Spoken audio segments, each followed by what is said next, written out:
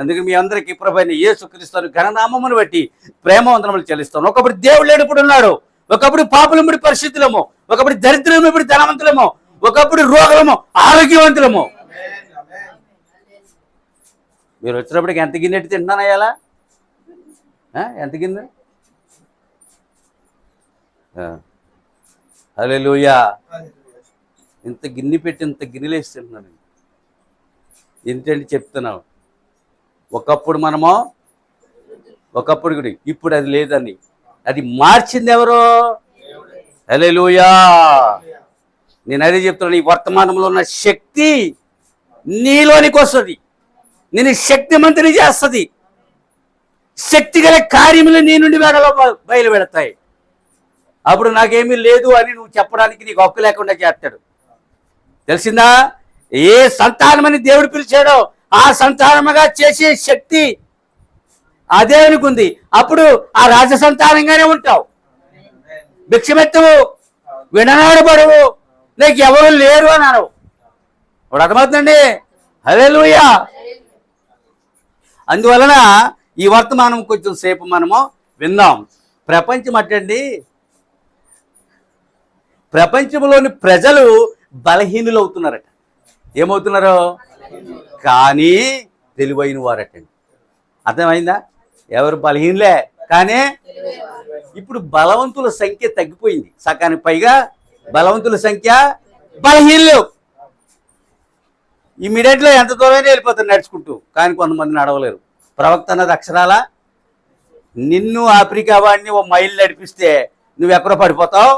నీకు నల్లద్దాలు ఎట్టాలి, గొడిగేయాలి, నీకు cooling water ఇవ్వాలి. అతనికి అలాంటి ఏమీ పని లేదు అన్నాడు. అతనికే అలాంటి వాడితో పని లేదు. ఇంకా రాలేడు.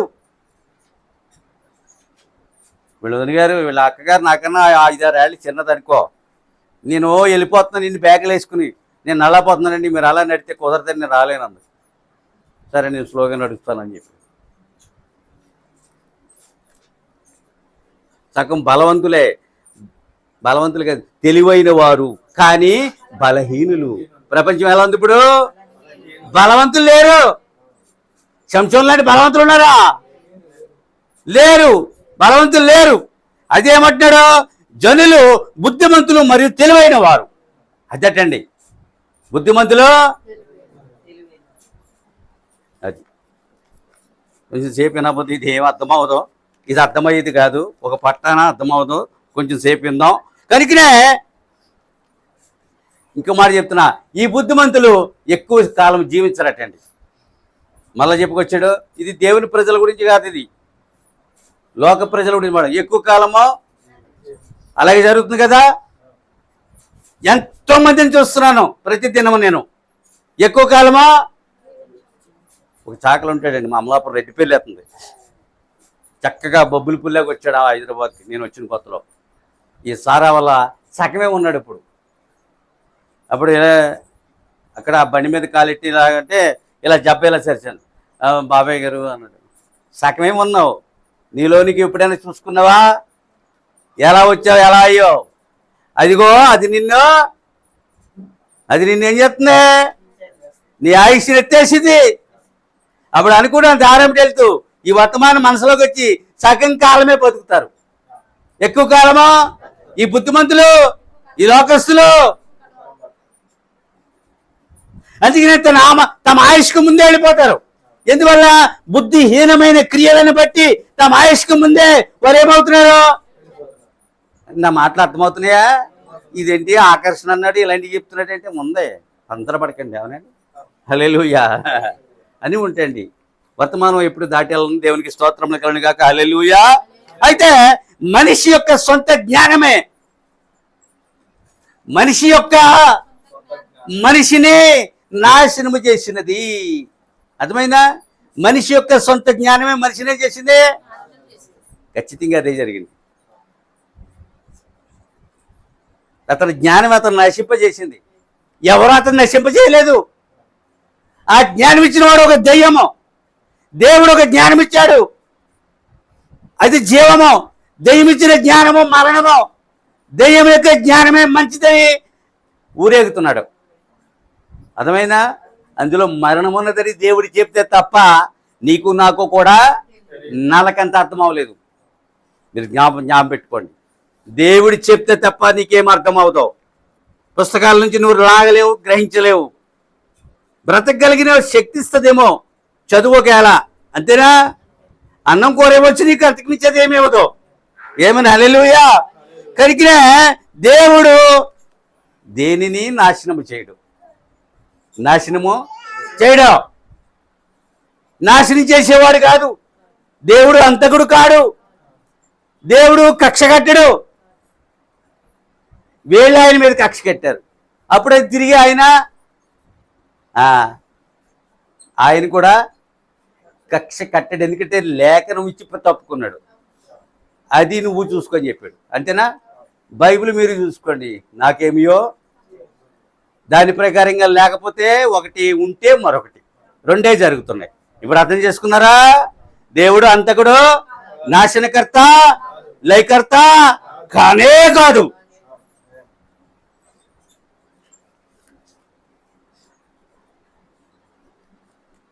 అదొక శుభదినము అన్నాడు.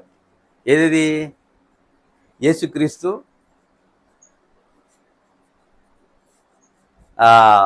గాడిద మీద ప్రయాణించి వెళ్ళడం, అదంతా చెప్పను. అందులో అంతా రాదు మనకి. పస్కాకు పెడుతున్నాడు అంతే. పస్కా పండుగ ఆచరించడానికే, చివరి ప్రభురాత్రి భోజనం తీసుకోవడానికే వెళ్తున్నాడు. అదొక శుభదినము. ఏదది? అయినా ప్రయాణించి వెళ్తున్నటువంటి అది అసాధారణ దినము. ఇక మళ్ళా కనబడ్డిక మరి తర్వాత కనబడతాడా? 3 రోజులు శిలువ మీద చూడవలసిందే. భూమి మీద చూస్తున్నారు వాళ్ళు, తర్వాత శిలువ మీద చూస్తాడు మానవుడు. 2 అయిపోయిన తర్వాత ఇక పునరుద్ధానుడైన వాడిని చూసే హక్కు యూదులకి, అన్యజనులకి, తన భార్యకు ఉంది. ఈ మాట మనసులో పెట్టుకోండి. ఈ రికార్డింగ్ చాలా దూరాలు తీరాలు వెళ్తున్నది. అందుకనే కొంచెం నేను కూడా జాగ్రత్తగా చెప్తున్నాను. ఎక్కడ ఏ మాట అలాగని చెప్పి భయపడుతూ మాట్లాడుతున్నాను. ఏమన్నా హల్లెలూయా అయితే బోలోమంటూ చేతరైపోను కలుసు. ఏం చెప్పానండి? అది ఒక శుభదినము, అసాధారణ దినము.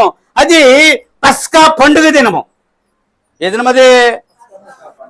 దేవుడు ధర్మశాస్త్రమును ఆచరించాడు. దేవుడు ధర్మశాస్త్రమును ఆచరించాడు. ఆచరించడమే కదా పస్కా. నువ్వు నేను ఆచరిస్తామా?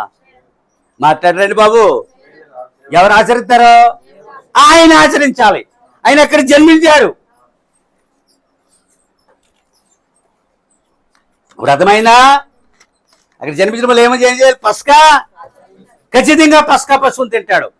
పస్కా పశువు వారి నిమిత్తం వధించబడతాది. పస్కా తింటాడు ఆయన.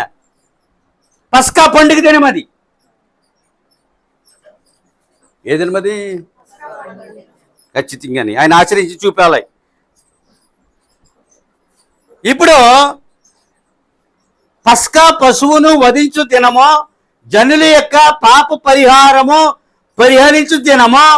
మరియు అదేంటంటే పస్కా పశువును వధించు దినము, జనుల యొక్క పాపమును పరిహరించు దినము, రక్తము కరుణాపీఠం మీద చల్లు దినము అన్నాడు. అర్థమైందా? భౌతికమైన పశువుని చూపిస్తున్నాడు. నిజమైన పస్కా పశువు యేసు తను అక్కడే ఉన్నాడు. అది వధించబడిన తర్వాత ఈయన వధించబడతాడు. ఆయన ధర్మశాస్త్రమును ఆచరించి చూపుతున్నాడు. కాకమ్మ కథ కుదరదండి. నేను రికార్డింగ్ చేసింది మళ్ళా చూస్తున్నాను. నేను నా మట్టుకు నేను 100కి 100 మార్కులు వేసుకుంటున్నాను. నా వర్తమానానికి నేనే. ఎవరెన్ని మార్కులు వేస్తున్నారో నాకు తెలియదు. అర్థమవుతుందా?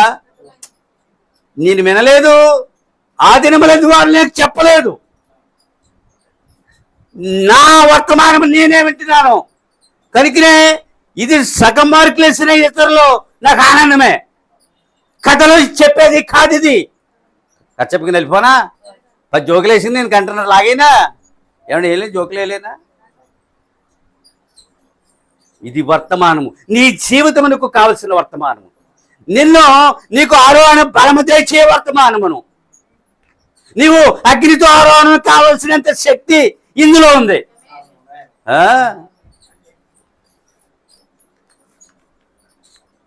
ఏ దినమది? పాప పరిహారార్థ దినము. పస్కా పశువును వధించు దినము, రక్తమును కొలినాపీఠం మీద చల్లు దినము. ఇంతే ఎంతమంది అండి వెళ్ళిపోయారండి. చక్కగా విని పుష్టిగా నేను కొంచెం పెడతాను అన్నం, చక్కగా తిని 5-6 రోజులు 5-6 పూటలు పెడతాను నెలలో, మంచిగా వర్తమానం స్వీకరించి అంతరంగంలో బలపడి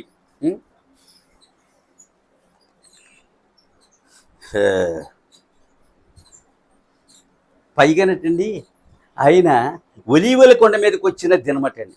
ఏ కొండ మీదకి వచ్చాడు? ఒలీవల కొండ మీదకి వచ్చి యెరూషలేము తట్టు చూస్తున్నాడు అన్నాడు ప్రవక్త. ఏ తట్టు చూస్తున్నాడు?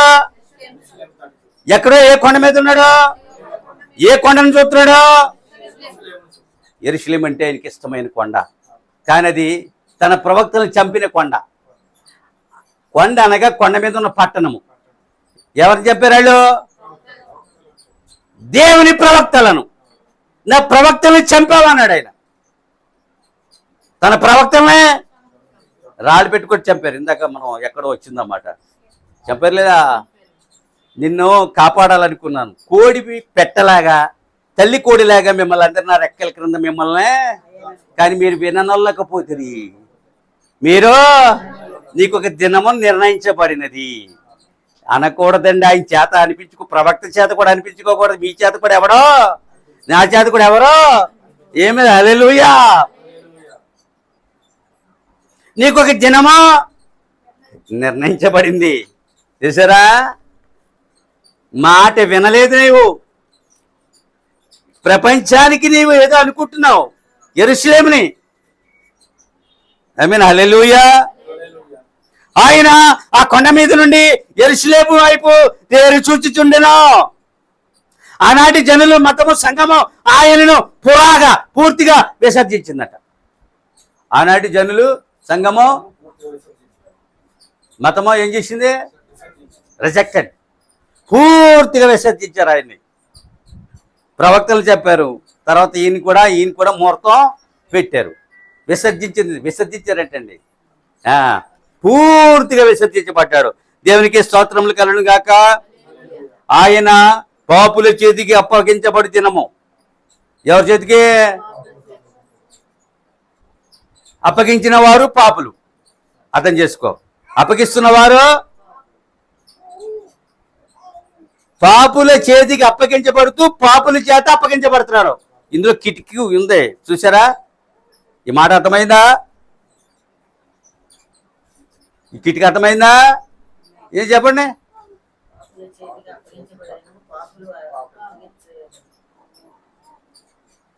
పోలవరమా చదువుతా? పాపుల చేతికి అప్పగించబడి దినము. ఎవరి చేతికి? పరిశుద్ధుడు పాపులకి అప్పగించబడుతున్నాడు. వారిని ఏమని పిలుస్తున్నాడు? అక్కడ రామన్లు పాపులే, అక్కడ ఉన్న యూదులు. ఇప్పుడు సరిపోతుందా లేదా? నేను ఆయన నమ్మనని మీ పాపంలో ఉండి మీరు ఈ మాటకి ఆ మాటికి సరిపోయిందా లేదా? ఆనాడు చెప్పి వదిలిపెట్టాను, ఇప్పుడు ఎక్కడికి లింక్ ఇచ్చాడు? అర్థమైందా? ఎవరి చేతికి అప్పగించబడుతున్నాడు? ఏమైనా హల్లెలూయా. ఏ పాపమునైతే క్షమించాలని వచ్చాడో ఈ వర్తమానం ద్వారా ఏమయ్యారు? పాపులయ్యారు. క్షమాపణ సరిలేదు కదా. వారి పాపముని బట్టి వారు చెదరగొట్టబడ్డారు, చంపబడ్డారు, చెదరగొట్టబడ్డారు, హింసించబడ్డారు. సరే, అది వదిలేస్తాను. అంత దూరం వెళ్ళకూడదు, మిగతాది కన్ఫ్యూజన్ వస్తుంది. అప్పగించబడుతున్నాడా? మంచివారి చేతిగా, పరిశుద్ధుల చేతిగా? ఎలా అంటే అర్థమవుతుంది. లేకపోతే గందరగోళాన్ని గురి చేస్తుంది ఇప్పుడు వర్తమానం. వాడు ఏదైనా తీసుకొచ్చి దాని మీద వెళ్ళిపోమంటాడు. అలాగే వెళ్ళను. ఇప్పుడు అప్పగించబడు. ఎవరు విసర్జించారు ఆయనండి? దేవుని స్తోత్రములు కలుగుగాక. హల్లెలూయా. అంతటి వ్యతిరేకతలో కూడా తాను ఒక చిన్న గుంపుని తయారు చేసుకున్నాడటండి. అంతటి వ్యతిరేకతలో కూడా ఒక చిన్న గుంపు ఉన్నట్టండి ఆయనకి. అది 12 మంది విశ్వాసులతో కూడిన ఒక చిన్న గుంపు ఏర్పడింది. అది పెంతెకొస్తు పండుగ దినానికి 120 మంది గుంపు తయారైంది. అర్థమైందా? 12 అయ్యాయి, 120 మంది అయ్యారు పండగ దినానికి. అంత వ్యతిరేకతలో కూడా తన కొరకు ఒక చిన్న గుంపు ఏర్పడింది. అది వాళ్ళు నిజమైన విశ్వాసులాడు. యూదులు ఏమన్నా, ఆనాటి రాజులు ఏమన్నా, మతమేమన్నా, సంఘమేమన్నా, యాజకుడేమన్నా, పరిసయ్యుడేమన్నా, సద్దూకేయుడు హెచ్చరించినా సరే వాళ్ళు ఏం చేశారు? విడవక వెంబడించారు, శిష్యులుగా అవతరించారు. అర్థం చేసుకోండి. శిష్యులు మళ్ళీ ఇద్దరు నకిలీ, ఒక పేతురు నకిలీ, మళ్ళీ యోధ, ఇంక పరమ నకిలీ. సరే అండి, అదా అట్టే పెడతాం. చిన్న గుంపు అంత వ్యతిరేకతలో ఉందా లేదా? ఆమె హల్లెలూయా. కొంచెంసేపు విందాం చక్కగా, తొందర ఏమీ లేదు, చక్కగా వినండి. ఎవరిని ఏర్పరచుకున్నాడండి ఆయన? కానీ ఆయన ఏర్పరచుకున్న వారిలో రైతులు ఉన్నారండి, వేటగాళ్ళు ఉంటారు, జాలర్లు ఉన్నారండి, పశువుల కాపర్లు, గొర్రెల కాపర్లు, ఇచ్చాది విద్య లేని వారు 7 మందిని చెప్పాడు అక్కడ. ఇప్పుడు అర్థమైందా? ఇలాంటి వారిని అనుకున్నాడు. జాలర్లు, పశువుల రైతులు, విద్య లేని వారు. ఇప్పుడు అర్థమవుతుందండి. వేటగాళ్ళు, వేటగాడు ఎలా కొట్టాలో, ప్రాణిని ఎలా పట్టుకురావాలో, రైతు పొలం ఎండా పండించాలో, జాలరి చేప మనం పట్టలేమండి. నేను అదే ఆశ్చర్యపోతాను. ఇక్కడ కొంటను నడి సముద్రంలోకి వెళ్ళి దాన్ని వేటాడి తెస్తున్నాడు, దీనికి అంత రేటు ఇచ్చినా పర్లేదు అంటాను నేను. అర్థమైందా? నువ్వు వెళ్ళి నడి సముద్రంలో తేగలవా? నేను కొన్ని చందువాలు వెళ్ళి మన వాడికి కొంత చందువా తెలిసి తెలియదు. పండుగప్ప కొయ్యంగా, ఎర్రమట్టి కొయ్యంగా మామూలు దొరికాయి హల్లెలూయా. అది ఇప్పుడు అర్థమైందా? వాళ్ళు ఎంత ఆ జాలరి ఆ సముద్రంలోకి వెళ్ళి దాన్ని తేగల శక్తి అతనికి ఉంది. అతనే వేటను అభినందిస్తాను. అలాంటి కళాత్మకమైన విలువ అతనికి అంతలో పెట్టాడు దేవుడు. అలాంటి వాడిని ఎన్నుకున్నాడు ఆయన. పశువుల కాపరి, తన ఆవుల ఏళ్ళని ఎలా మేపాలో బాగా తెలుసు. గొర్రెల కాపరి అతను చేశారండి. కనుకనే దీన్ని ఆత్మ సంబంధమైన దానికి అన్వయించినప్పుడు ఎంత మంచి గొర్రెల కాపరి అవుతాడో తెలుసా? తన గొర్రెలు కాయడానికి, ఒక దాన్ని సంపాదించడానికి, ఒక పంట పండించడానికి, ఒక దాన్ని వేటాడడానికి, ఒక ఆత్మను వేటాడడానికి అతడు ఎంత బాగా ఉపయోగపడతాడో దేవునికి తెలుసు. కనుక అలాంటి వాడిని ఎన్నుకున్నాడు.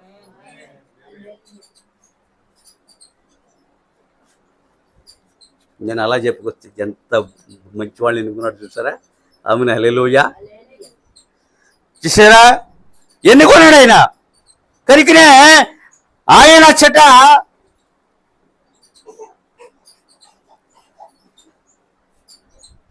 ఏ సంఘ నాయకునితో కరచాలనమో చేయలేదు, ఏ సంఘ సంస్థతో కరచాలనమో, ఏ సంఘ శాఖతో కరచాలనమో, ఏ సంఘ నాయకునితో కరచాలనమో గుడి చేయించాడా? ఎవరికైనా గుడి చేయించాడు చెప్పండి. ఆమెను హల్లెలూయా. ఆయన ప్రవక్త యొక్క ద్వారాన్ని అవలంబించారు. ఇప్పుడు చెప్పండి, ఆయన ఏమో అవలంబించాడు? ప్రవక్త యొక్క ద్వారాన్ని. ఇందాక అన్నాడు ప్రవక్తలలో ఒకడని వాళ్ళు అనుకున్నారు, కానీ ప్రవక్తే కాదన్నాను. ప్రవక్త యొక్క ద్వారాన్ని అవలంబించాడు. ఏమి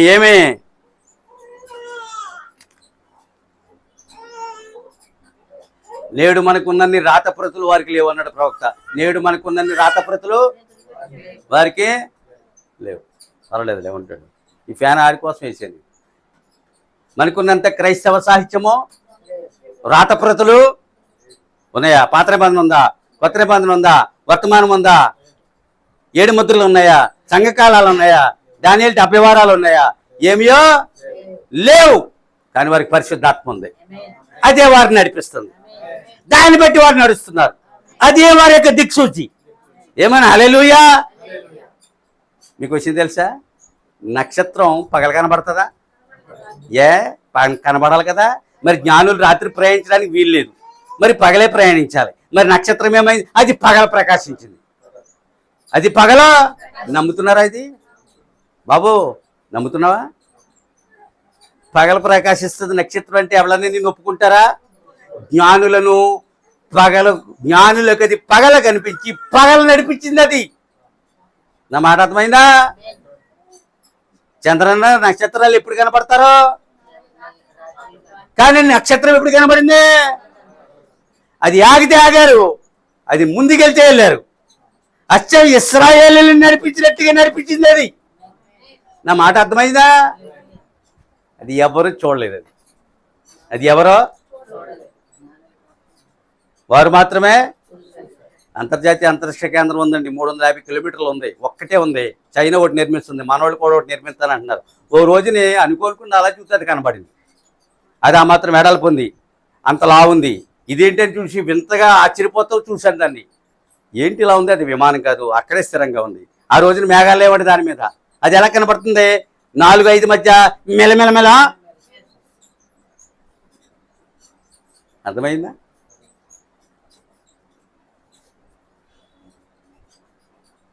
మన ఇండియాలో మొన్న చంద్రగ్రహణం ఇండియాలో కనపడలేదు, ఇతర దేశాల్లో కనపడింది. చంద్రుడు రక్తవర్ణమాయాడు. అది కట్ చేసి మా పాశ్రంకి ఇచ్చాను, తెచ్చిందో లేదు తెలియదు. చంద్రుడు ఎలా అయ్యాడు? రక్తవర్ణమాయాడు. దేవుడు చెప్పాడా లేదా? సూచనలు ఆకాశం ముందు కనబడతాయి, భూమి మీద కాదు. ఇంకా భూమి మీద ఆకాశంలోనూ కూడా కనబడుతున్నాయి. అర్థమవుతుందా? ఇదిగో చంద్రుడు రక్తవర్ణమాయాడు. ఫోటో తీశారు మనవాళ్ళు. ఇది అన్నాడా లేదా? చంద్రుడు రక్తవర్ణమాయ అవుతాడు.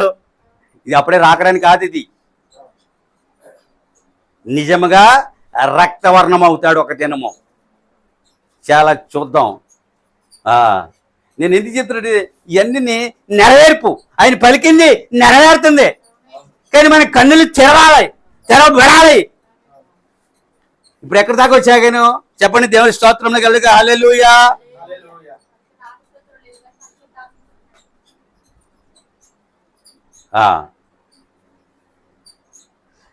రాతపత్రులు వారికి లేవు, మనకు ఉన్నాయి. చిన్న చిన్న ప్రతులు ఉన్నాయి వాళ్ళకి పాపం, చిన్న చిన్న. దానియేలు దగ్గర అండి, దానియేలు దగ్గర ఇర్మియా గ్రంథం ఉందటండి. చూడండి ఎలాగా అతి రేర్ అనమాట అండి. కానీ ఇప్పుడు ప్రపంచమంతా బైబిల్ ఉంది, ప్రపంచమంతా, కానీ వర్తమానం లేదు. సరే, అది ఆపేద్దాం అక్కడికి. హల్లెలూయా. కనుకనే ఇప్పుడు పస్కాకి వస్తున్నట్లు ఆ ప్రాంతం అంతా వ్యాపించారు. జనులు ఏమనుకుంటున్నారంటే ఆయనలో ఉన్న ఆకర్షణ ఏమిటి? జనులు ఏమనుకుంటున్నారా? ఆయనలో ఉన్న ఆకర్షణ ఏంటి? ఈ జనులేంటి తండోపు తండాలుగా వెళ్ళిపోవడం ఏంటి? ఎందుకు వెళ్ళిపోతున్నారు, ఎందుకు చూడటానికి వెళ్తున్నారు అని జనులు ఆ రీతిగా మాట్లాడుకుంటున్నారు. యూదులు ఆయనలో ఉన్న ఆకర్షణ ఏంటి? What is the attraction?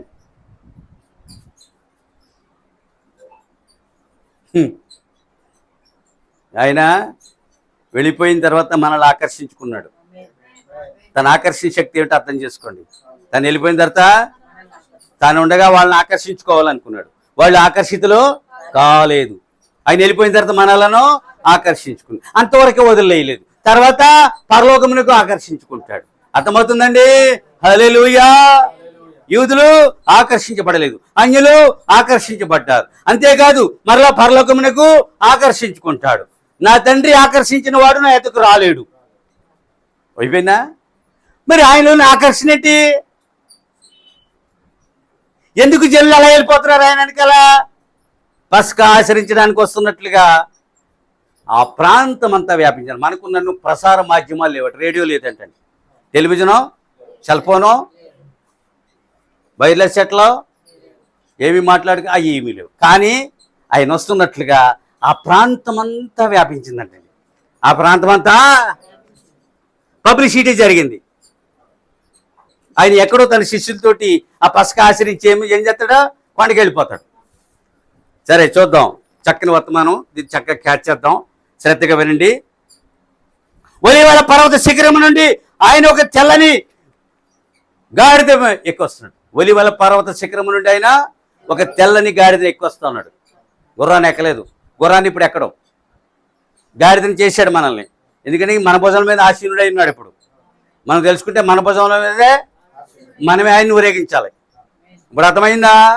ఆ గాడిద మీద, తెల్లని గాడిద మీద ఒలీవల కొండ మీద నుంచి ఆయన దిగి వస్తున్నట్లుగా ఇక్కడ చెప్పబడింది. దేవునికి స్తోత్రం. అవన్నీ కొండలండి, పర్వతాలండి, వాటికి పేర్లండి. ఏ పర్వతం ఎందుకుందో, ఏ కొండ ఎందుకుందో లేఖనాలలో చక్కగా చెప్పబడిందండి. అందుకని యాజకుడు దాన్ని అధ్యయనం చేయాలి, దాన్ని స్టడీ చేయాలా. లేదా చెప్పలేము, 5 నిమిషాలు కూడా నువ్వు చెప్పలేము.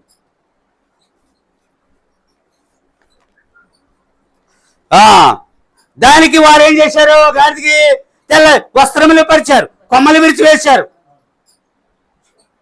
ఆయనకి స్తుతి స్తోత్రాలు చెప్తా ఉన్నారు, జయములు చెప్తా ఉన్నారు. గొప్ప కృతవండి అది, ఎవరు చేయలేరండి. తనకు తానుగా ఒక మరణమునకు అప్పగించుకోవడం అనేది, మరణం ఉందని తెలిసి మరణమునకు తన తాను అప్పగించుకోవడం, అటువంటి శాపగ్రస్తమైన మరణం ద్వారా మరణించడం అనేది తెలిసినప్పుడు మనుషుడు భయాక్రాంతుడు అవుతాడు. ఒకటి ఉరిశిక్ష విధించబడిందండి. ప్రవీణ్ని వేసేశారు, మారుతిరావు చంపించాడు అనుకున్నాం. ఒకడికి ఉరిశిక్ష విధించాడు. ఉరిశిక్ష విధించిన వాడు మనసు ఎలా ఉంటుంది? భయాక్రాంతుడు అవుతాడు. అవుతాడేదా? చూసారా, ఆయన ధైర్యము, ఆయన శౌర్యము, ఆయన త్యాగపూరితమైనటువంటి జీవితము ఎలా ఉంది తెలుసు కూడా మృత్యువుకి ఎదురెళ్తున్నాడు. అలా ఎదురెళ్ళకపోతే మనం వెళ్ళవలసి వచ్చును.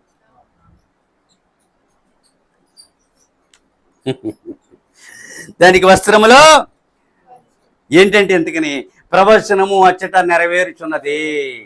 ప్రవచనం అచ్చట అంతే. తాను ఏమైతే చెప్పాడు ఆ ప్రవచనమో ఇందా కదా, గాడిద పిల్లల భారీ వాహకమైన గాడిద, జకర్యాలో ఉందా ప్రవచనం, భారీ వాహకమైన గాడిద పిల్లను నీ రాజా ఎక్కి వస్తున్నాడు అనేది ఉందా లేదా? అక్కడ ప్రవచనం నెరవేరుతుందా లేదా? గాడిద మీద ఎక్కి వస్తున్నాడు ఆయన, గాడిద కూడా బరువు మోస్తుంది. చూద్దాం. దేవునికి స్తోత్రములు కలుగును గాక. నెరవేర్పు ఎప్పుడు కూడా ఒక ఆకర్షణగా ఉంటుంది అన్నాడు. నెరవేర్పు ఎప్పుడు ఎలా ఉంటుంది? ఖచ్చితంగాను. వాక్యము నెరవేరుతున్నప్పుడు ఒక ఆకర్షణగా ఉంటుంది. మాకు కళలు వస్తాయండి, ఆ కళలో తెల్లారి నెరవేరుతాయి, ఒక్కసారి 2-3 రోజులకి నెరవేరుతూ ఉంటాయి. అది ఎంతో ఆకర్షణీయంగా ఉంటుంది. వచ్చిన వాళ్ళ అనుభవం, అది పొందిన వాళ్ళ యొక్క అనుభవం అలా ఉంటుంది. కళలు పడతా ఉంటాయి. అక్కడ ఇది కళ కాదు, ఇది ప్రవచనము, దీని యొక్క నెరవేర్పు. అది ఎంతో ఆకర్షణీయంగా ఉంది. మామూలు విషయమా? 1000 సంవత్సరముల క్రితము ప్రవచించినది ఆయన కాలమంది అది నెరవేరుతున్నప్పుడు అది ఎలా ఉంది? ఒక ఆకర్షణగా ఉంది. జనులు అక్కడ ప్రవచనం నెరవేరుతున్నప్పుడు జనులకి అది ఆకర్షణంగా ఉంది. ఏమైనా హల్లెలూయా. మంచిదండి ప్రియులారా.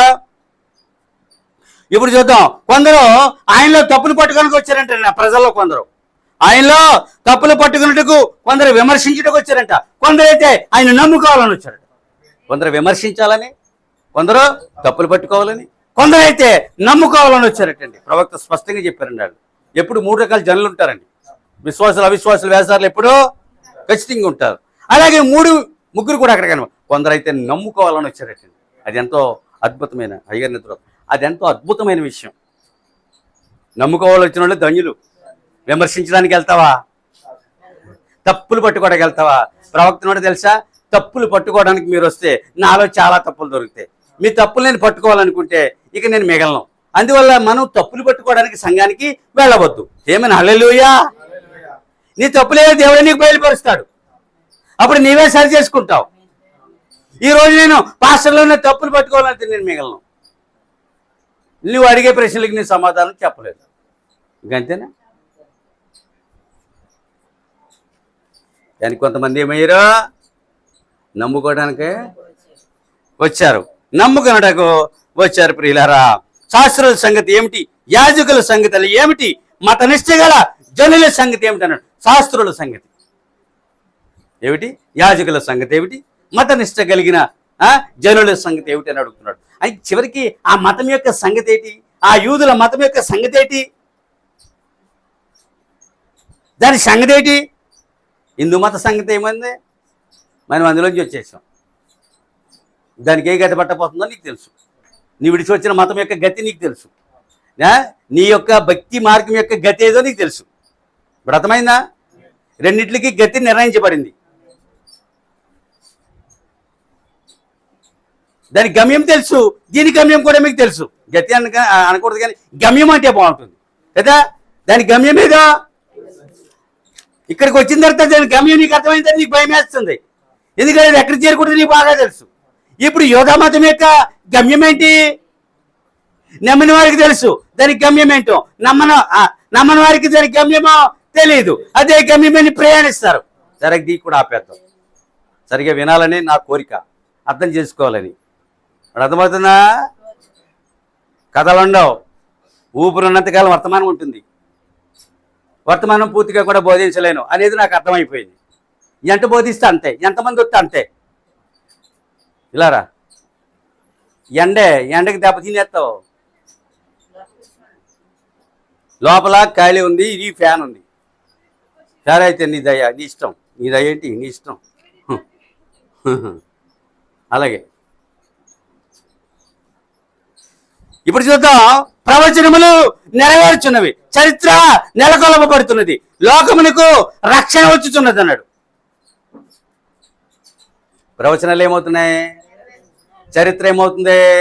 నెలకొల్పబడుతుంది. లోకమునికి ఏమొస్తుంది?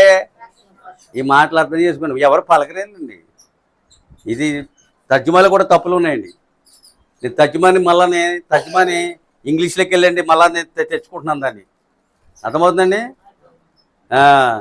తెలుగు భాష అందరికీ రాదు. తప్పులు లేకుండా దాన్ని సరి చేసుకోవాలి, అర్థం చెడిపోకుండా చెప్పాలి. ఇది దైవికమైన సంగతులు ఇవి. ఒక మాట నేను చంపొచ్చు, ఒక మాట నేను బతికించవచ్చు. ప్రసంగ వేదిక మీద నుంచి నీకు ఏమవుతుంది?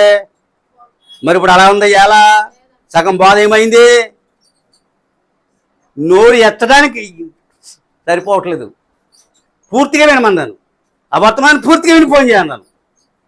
ఫోన్ ఎత్తేవట్టు.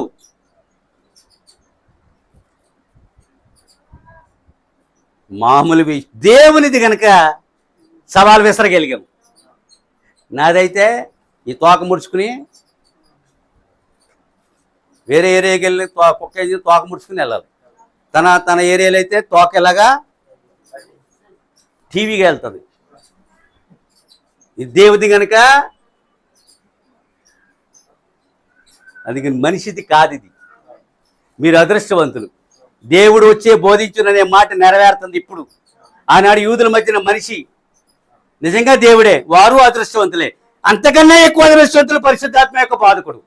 మరి కాదా? ఇవాళ ప్రపంచమంతా బోధిస్తున్నది. ఆ నిర్ణయం ఎన్నుకుంటుంది, ఆ వర్తమానికల్లోకి వెళ్ళిపోతుంది, అక్కడి నుంచి మాట్లాడుతుంది. శక్తిగల ఆత్మ అండి. నేనేం చెప్పాను ఒక్కసారి. లోకమునికి ఏమొస్తుంది? ప్రవచనం ఏమవుతుంది? చరిత్ర ఏమవుతుంది? అది ఎలాంటి దినము?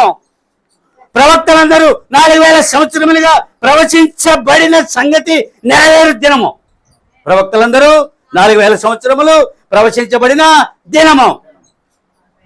కొండ మీద సిలువ ఒక ఆకర్షణగా ఉంది. కొండ మీద సిలువ ఎలా ఉంది? పర్వతం మీద వాడ ఎలా ఉంది? సినాయి పర్వతం మీద అగ్ని ఎలా ఉంది?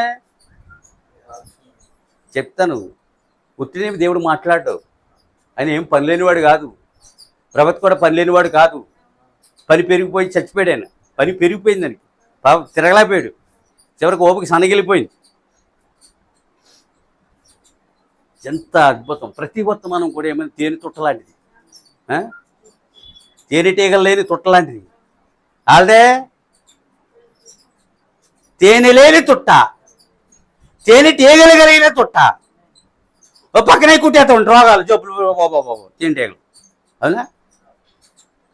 పోనీ ఏమైనా పిండికి తేయలేదు. మా ముసలోడు మేధావండి. తేనె పట్టు తెచ్చి చూడండి. ఆ ఈగల్లోకి వెళ్ళి ఆ పొగట్టి అది ఎలా కొట్టుకొచ్చి పిండి ఇచ్చుకోడు. నిజమైన తేనె ఎంత మధురం కూడా తెలుసా అండి? అది యూదులు తిన్నారు కనుక మనము తింటున్నాం. అది ఈ తేనె కాదు, దాబరామా తేనె కాదు. ఇది ఇక్కడ నెయ్యి అమ్ముతున్నారు, వాంతి చేసుకుంటాం. ఇలా తీసి రాస్తానండి. నాకు తెలుసండి. నూనె కూడా ఇక్కడ రాసుకుని ఇలా చూడాలి. కొబ్బరి నూనె, నువ్వుల నూనె, ఇక్కడ నెయ్యి. జనవరికి వెళ్ళాను, ఇది నెయ్యి కాదన్నాను. అదేంటండి కొంత చాలామంది అంటే సరే పట్టుకెళ్తారులే, నాలాంటి వాడు పట్టుకెళ్ళడానికి వచ్చేసింది. అవునా? హల్లెలూయా. కిలోలు తయారయ్యేదండి మా ఇంట్లో నెయ్యి. ఈ మధ్య ఆపాను దాన్ని. ఇప్పుడు ఎక్కడికి వచ్చాను? దేవునికి స్తోత్రములు కలుగును గాక. హల్లెలూయా. అక్కడ నెరవేరుతుంది. 4000 సంవత్సరములుగా ఏం చేశారు? ప్రవక్తలు ఏం చేశారు? ప్రవచించారు. అది ఏ దినమో? నెరవేర్పు దినము. వాక్యము అక్కడ ఏమవుతుంది? నెరవేరుతుంది. ఒక పస్కా పశువు జన్మిస్తుంది, అది శిలువ మీద మరణిస్తుంది, అది లోక పాపమును, ఆ రక్తము లోకం యొక్క పాపమును క్షమిస్తుంది, మానవుడు విమోచించబడతాడు. అది నెరవేరుతుంది అక్కడ. అందుకనే ఆ శిలువ కొండ మీద ఆకర్షణగా ఉంటుంది. దాని కొంచెం ఈ ముందు తర్వాత చెప్తారు. ఇప్పుడే ఆకర్షణలోకి వెళ్ళిపోతాం. అర్థమైందా? ముందే చెప్పడం, మనం సస్పెన్స్ లాస్ట్ దాకా తీసుకెళ్తాడు డైరెక్టర్. అక్కడ లాస్ట్లో చెప్తుంది. అప్పుడు జోబులని డబ్బులు పోగొట్టుకుని అప్పుడు బయటికి ఆవిలంతే సొత్తాం. దానికోసం వెళ్ళావు. అందులో ఏమీ లేదు, మాయ. ఇప్పుడు ఈ సినిమా ఇంతకన్నా మాయ. సినిమాకి మించిపోయిన సంగతులు ఎన్నో అందులో వచ్చేస్తున్నాయి. అదొద్దు అంతే. మళ్ళీ ఇప్పుడు నాకు టైం లేదు. ఇప్పుడు సరిగ్గా టైం చెప్పండి. పర్వాలేదు, మ్యాక్సిమం మనకి దొరుకుతుంది. దేవునికి స్తోత్రములు కలుగును గాక. హల్లెలూయా.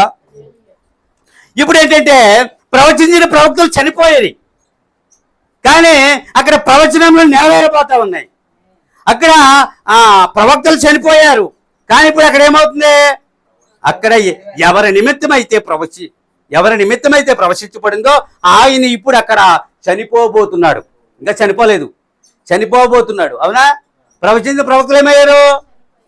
చనిపోయి వెళ్ళిపోయారు.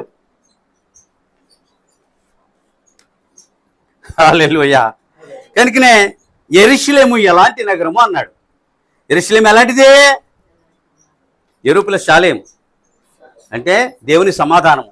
యెరూ అనగా యెహోవా, శాలేం అనగా సమాధానము.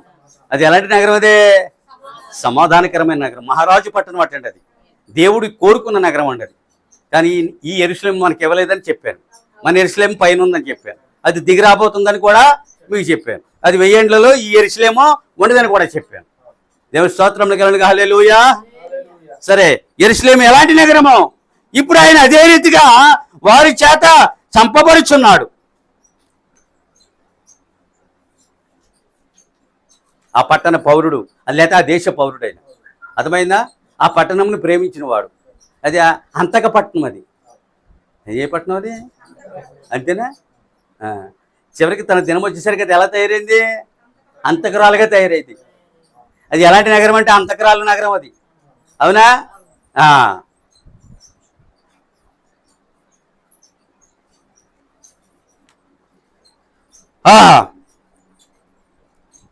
ఆయన చూడండి, ఆయనంటే ఆయన కాదు, తన ప్రవక్తలను కొట్టి చంపిన నగరం అన్నాడు. తన ప్రవక్తలను చివరికి తనను కూడా కొట్టి చంపపోతా ఉంది. ఇప్పుడు అర్థమైందా? తన ప్రవక్తలను కొట్టి చంపిన నగరము ఇప్పుడు కూడా తనని కొట్టి చంపబోతా ఉంది. అది అలాంటి దేవుని సమాధానకర నగరాన్ని మానవుడు ఏం చేశాడు? సమాధానం లేకుండా చేశాడు. అక్కడ ఇప్పుడు ఏమి? దేవునికి స్తోత్రములు కలుగును గాక. హల్లెలూయా.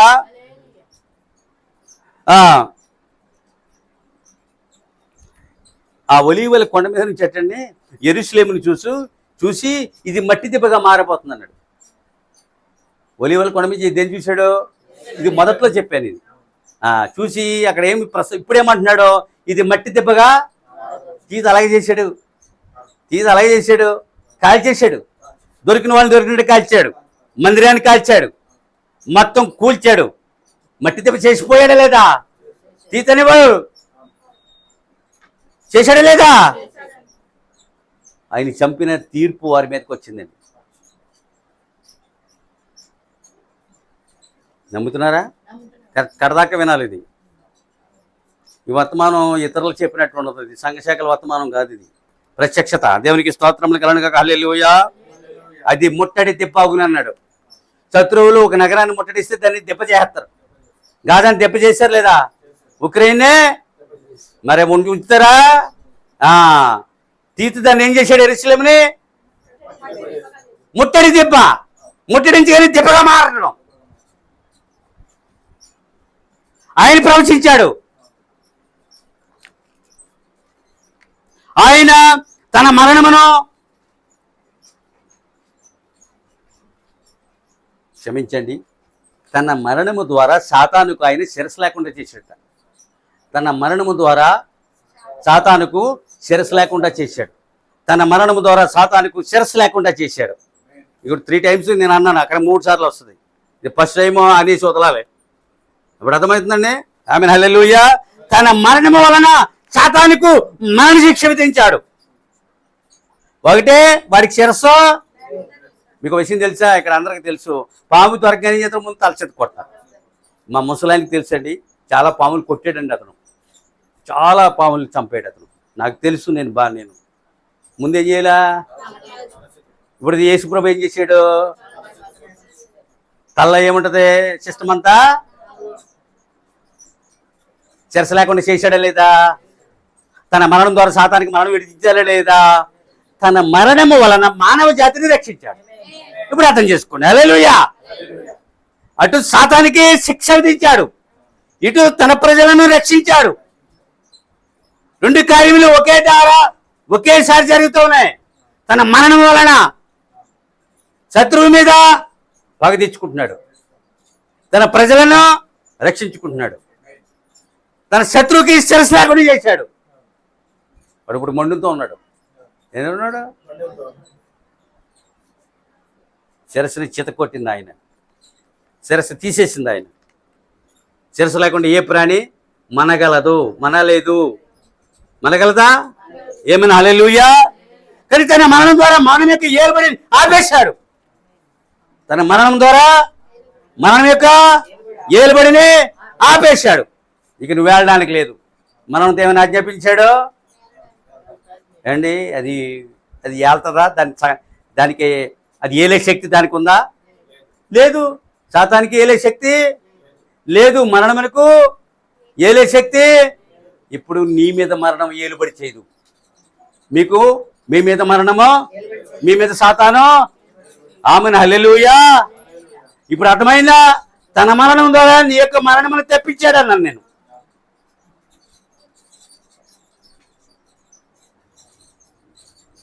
మనము మరణించవలసిన స్థానములో తానే మరణించి ఆయన మనలను మరణము నుండి విడిపించను. ఇన్నిసార్లు చెప్పాను, ఇది ఇన్నిసార్లు ఉంటుందండి. ఇప్పుడు అర్థమైందా? ఒక్క క్రతువు ద్వారా ఏమవుతున్నారో, అటు శత్రువుని పాతాళానికే, తన ప్రజల పరలోకానికే, అది నమ్మిన వారిని ఏలిబడి చేయకుండా ఒకే ఆజ్ఞతో ఆపేశాడు. నీరు పొరుగులు వెళ్తారు, నువ్వు వెళ్ళవు నరకానికి. మరణము నీ మీద ఏలుబడి చేయడానికి లేదు. చాలా అద్భుతమైన వర్తమానం. కొంచెం సేపు వినండి, పెద్ద తొందర ఏమి లేదు. 1 గంటకి తిందాం. దేవునికి స్తోత్రములు కలుగును గాక. హల్లెలూయా. ఇప్పుడు చెప్తాను.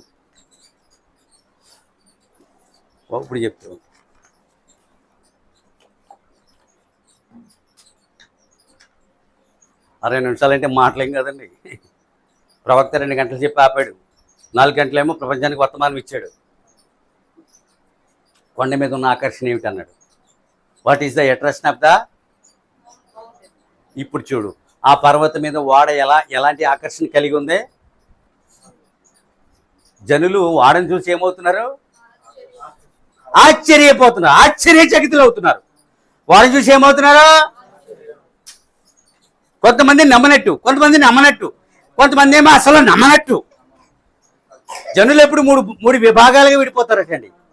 ఇప్పుడు అర్థమైందా? ఆ కొండ మీద వాడ ఎలా ఉందా?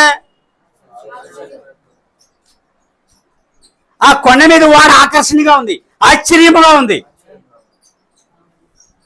అది నీళ్ళలో కట్టబడిన వాడ, అది ఒక్కటే. నేను గుజరాత్ వెళ్ళాను, అక్కడ వాడలు కట్టడానికి స్వయంగా చూశాను. మా తమ్ముడు వాడలో పని. అది ఎక్కడ కడుతున్నారో? సముద్రపు ఒడ్డుని. అవలేలుగా దాన్ని దొలికి వెళ్ళిపోతారండి. దాని కింద అవి పెడతారండి రోల్ అవడానికి. ఏ కర్రలాడతారు, అది ఆటోమేటిక్గా ఎంత బరువు అయింది అది వెళ్ళిపోతాడు అందులోకి. వాడ ఎలా ఉంది చెప్పండి? ఆకర్షణీయముగా ఉన్నది, ఆశ్చర్యకరముగా ఉన్నది. ఆమేన్, హల్లెలూయా. ఇప్పుడు అచ్చడి నీరు అనేది లేనప్పుడు వాడను తేలజేయడానికి వాడ నిర్మించబడుచుండెను. అచ్చటి నీరు అనేది లేనప్పుడు వాడను తేలజేయడానికి వాడ నిర్మించబడుతుంది. అక్కడ నీరుందా? పర్వత నీరుంటుందా? నీరుంటే కిందకి వస్తుంది. చాలా పర్వతంలో నీరు కిందకి రావడం చూశాను నేను. నాకు తెలియనప్పుడు తలుపులం లావు వెళ్ళాను. ఒక జలధార వస్తుంది కిందకి. అది ఎక్కడ పుట్టిందో వెళ్ళడానికి చాలా దూరం వెళ్ళాను. 4-5 కుర్రాళ్ళు వెళ్ళాం. కానీ అది ఎక్కడి నుంచి వస్తుందో తెలియలేదు. ఆ నీరు అమృతంలో ఉంది, అంటే ఈగా ఉన్నాయి. ఆ నీరు కింద వాడుకుంటారు అండి. ఈ సీజన్ వస్తుంది, వందలాది మేకలు తెగితాయి అక్కడ తలుపులం లావులో, మీకు తెలుసు. ఆ కొండ మీద ఉన్న నీరు కింద పోతుంది తప్ప వాడను తేలజేయడానికి పర్వతం మీదే వాడ నిర్మించబడుతుంది. అతనికి మాత్రమే ఆ నీటి ద్వారా అది తేలజేయబడుతుందని తెలుసు. తన కుటుంబానికి తప్ప, తనకి తప్ప వేరొకరికి తెలియదు. అది ఇతరుని ఆశ్చర్యపరుస్తుంది.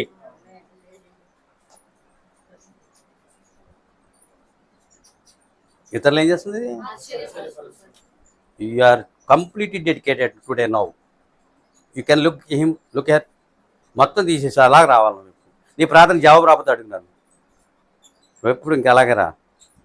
ఈ లోక నాగరికత మరణం ఉంది, అలాగరా.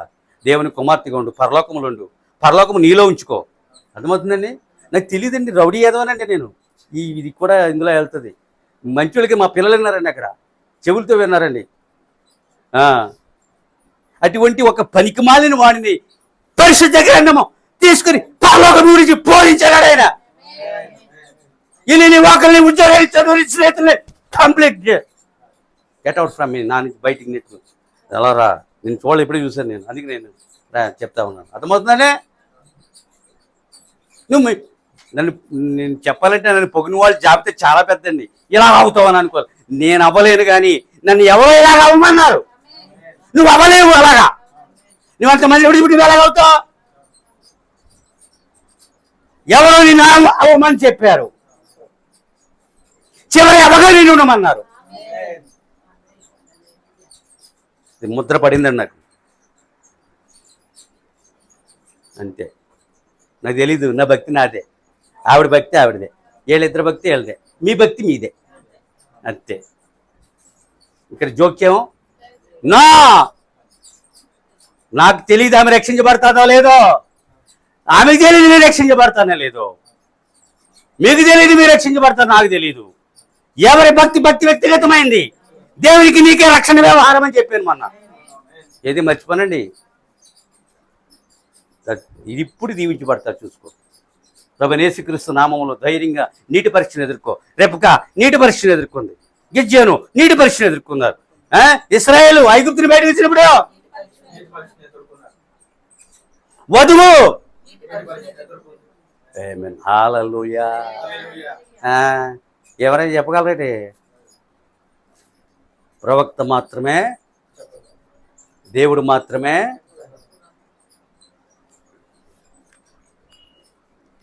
అది ఇప్పుడు వారు వాడని చూస్తున్నారు, వాడను నిర్మించిన వాడని చూస్తున్నారు. వాడని ఏం చేస్తున్నారు?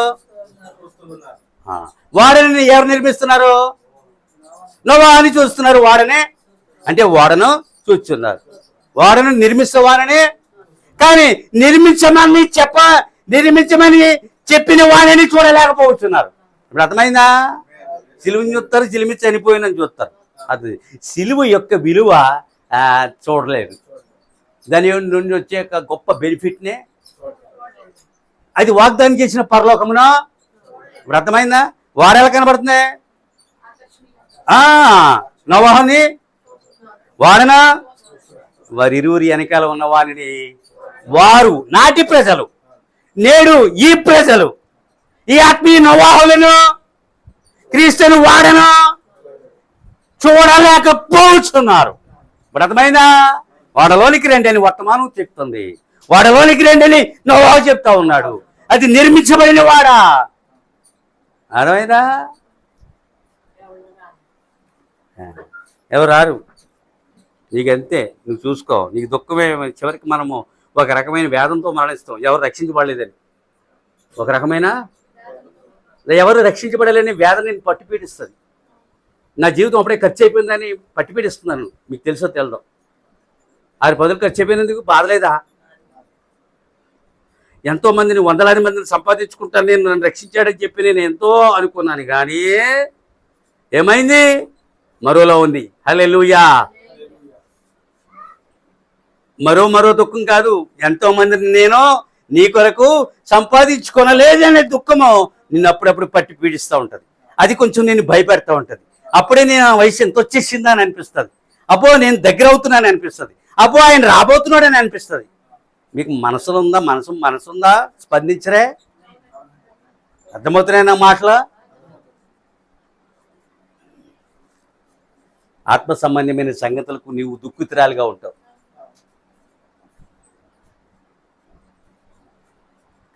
చాలా అద్భుతంగా ఉంటుందండి. ఇది బాధేస్తుంది. శరీర సంబంధమైన జన్మకి ఏముండవు. ఆ జన్మకి ఏముండవండి. మంచిగా తిన్నామా లేదా, సంపాదించామా లేదా, మన తరానికి సరిపోతుందా లేదా, మన పిల్లల తరానికి పర్లేదా, ఇలాగ అనిపిస్తుందండి. మా అబ్బాయి నిన్న మీ విశ్వాసులు ఇల్లు కొనుక్కుంటున్నారు, మీరు కొన్నారా డాడీ అని అడుగుతున్నాడు. నాకు ఇల్లు ఇస్తానని చెప్పింది ఆయన. మానవుడు నాకు వాగ్దానం చేయలేదు, కానీ ఆయనే ఈ పదవి ఇచ్చింది. ఆయన తెలుసు ఆయనకి ఎప్పుడు ఎవరికి ఏమి ఇవ్వాలో, అంతే. హల్లెలూయా. ఇప్పుడు వాడ చూస్తున్నారు, కానీ వాడనుకున్న ఆయనే.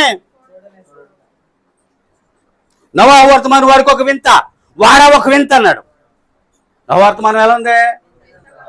ఏమండి, ఈ లోకానికి జరగంది ఒకటి చెప్తూ ఉంటుంది, వింతగా ఉంటుంది. ఏమండి, ఇప్పుడు నడి రోడ్లో పెట్టి ఒక మీటింగ్, నేను అగ్ని వర్షం కురవబోతుంది, అగ్ని ప్రళయం రాబోతుంది, అందరూ మాడి మసవుతారు, ప్రభు యేసుక్రీస్తుని అంగీకరించమన్నప్పుడు అది వింత వార్తగా ఉంటుంది. మమ్మల్ని ఎలాంటి విషయాల చేత భయపెట్టి యేసులోనికి లాగాలని చూస్తున్నాడని అనేవాళ్ళు కొందరు.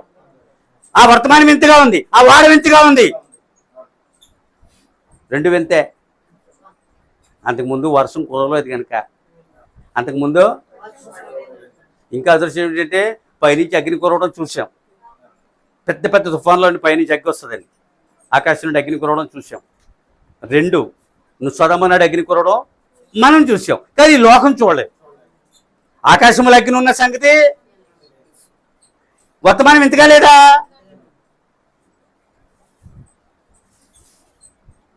లోకానికి ఎప్పుడు వింతగా ఉంటుందండి. ఎందుకో వాళ్ళకి మరుగు చేసి నీకు బయలుపరిచాడు, వాళ్ళకి మూసేసి నీ కన్నులు తెరిచాడు, తన సొంత జనులు కళ్ళే మూసేసాడు. ఎంత ప్రేమ అని అర్థం చేసుకో. నా మీద నీకు ఎంత ప్రేమ! ప్రేమ చేత చేసే కార్యాలండి దేవుడు. మీ భార్య బిడ్డలకి మీరు ప్రేమతో చేసే పనులే వాళ్ళ ప్రేమకి మీరు పాత్రలు అవుతారు. ఈమె ప్రేమకు నువ్వు పాత్రుడు అవుతావు. ప్రేమ ద్వారా ఆ కుటుంబం ఎలా ఉంటుందండి? అద్భుతంగా ఉంటుంది. అక్కడ రోగం అనేది జాగ్రత్త. ఎంతమంది ఏమన్నా? హల్లెలూయా. చూద్దాం ఏమంటండి అది. వాడ తలుపులు మూయబడ్డాయి. వాడ తలుపులు మూయబడినప్పుడు జనులు వాడ యొద్దకు వెళ్ళి, వాడ యొక్క తలుపులు మూయబడినప్పుడు జనులు వాడ తలుపు యొద్దకు వెళ్ళి నవ్వుతున్నారంట. తలుపులు మూసిన తర్వాత ఇప్పుడు ఇది ఒక వాడ అనుకుని తలుపులు వేస్తాం, ప్రజలు వచ్చి ఇక్కడికి వచ్చి ఏం చేస్తుందని నవ్వుతున్నారు. ఆ నవ్వులు ఏం చేస్తున్నాయి? కినబడుతున్నాయి. తలుపుల దగ్గర వచ్చి ఏం చేస్తున్నారు? ఏమితో ఇక 100 మంది వెళ్ళారు, లోపలికి వెళ్ళి తలుపు వేసుకున్నాడు రా, వర్షం కురిసేస్తుందని, ఎంత పిరికోడిరా అని వాడు తలుపు దగ్గరికి వెళ్ళి ఏం చేస్తున్నారు? నవ్వుతున్నారు. చూసారండి, వింతది. నోవాహుకు తెలుసు. నోవాహు వర్షం కురవడం చూశాడు, వాడు తేలడం, జనులు చనిపోవడం, ప్రపంచ నాశనమును నేత్రాలతో చూశాడు. అది బయలుపరిచాడు. ఇది అంతే, అది జరిగి తీరిపోతే.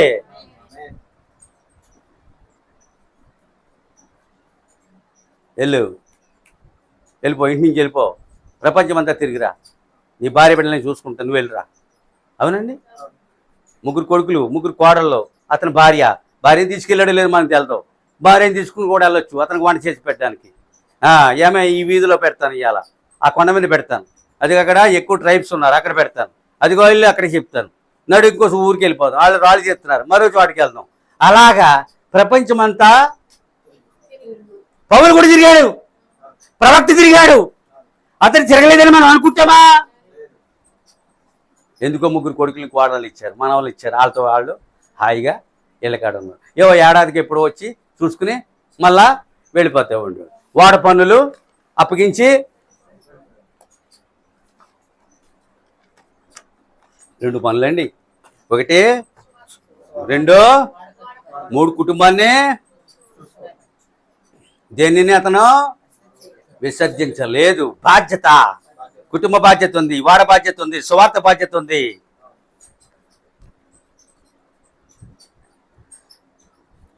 తలుపెత్తుకు చేంజ్ చేస్తున్నారా? వర్షము వచ్చునని నీవు 100 సంవత్సరం నుంచి బోధిస్తున్నావు. మా తాత ఈ మాట విని చచ్చిపోయాడు, మా నాన్న ఈ మాట విని చచ్చిపోయాడు, మేము మా పిల్లలు మిగిలి ఉన్నాం. వాళ్ళు చూడలేదు, మేము కూడా చూడము. వర్షం రాదు. వాళ్ళ తాత చచ్చిపోయాడంట. వర్షం కూడా వర్షం చూడకుండా వాళ్ళ తాత, వాళ్ళ నాన్న కూడా, నేను కూడా వర్షం వస్తుందని నమ్మట్లేదు అన్నాడు. వాళ్ళు ఏమంటున్నారు?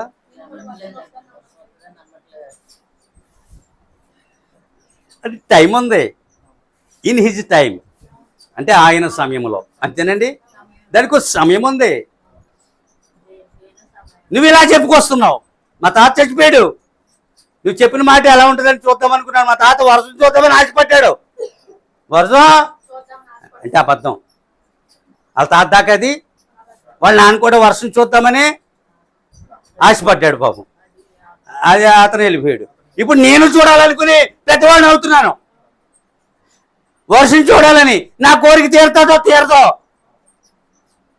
అర్థమైందా? అది మామూలు వర్షమా? ఇలా కురిసేసి అలాగ వెళ్ళిపోయేదా?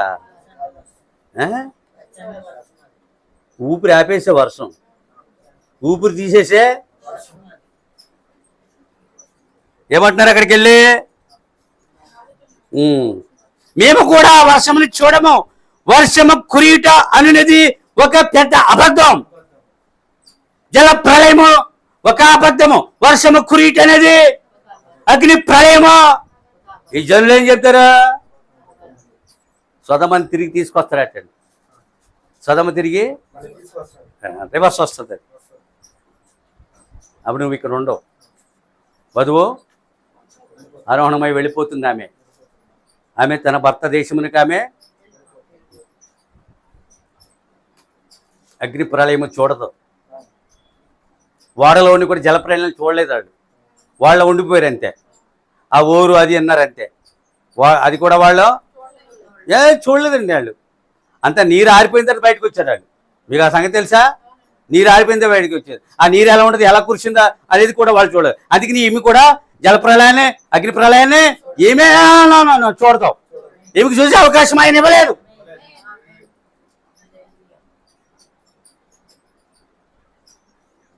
రాత్రి అంతా ప్రకటించారు వాళ్ళు, అగ్ని కురుస్తుంది రా సొదమ మీద అని చెప్పి. వాళ్ళు ఎవ్వరూ నమ్మలేదు. ఇంకనే వాళ్ళ లోపల కోరిక పెరిగిపోయింది అన్నాడు. అంత భయానకమైన ప్రజలు. ఏమన్నా హల్లెలూయా. మేము కూడా వర్షమును, అది దేవుని ప్రవచనము, నెరవేరు కాలము. అది ఒక అసాధారణమైన కాలము. అదేంటిది? దేవుని ప్రవచనం, అది నెరవేరు కాలము. అది ఒక అసాధారణమైన కాలము, మామూలు కాలం కాదు అది. అది ఒక అసాధారణమైన కాలము. That is not a common time. అది మామూలు కాలం కాదు, అసాధారణమైన కాలము.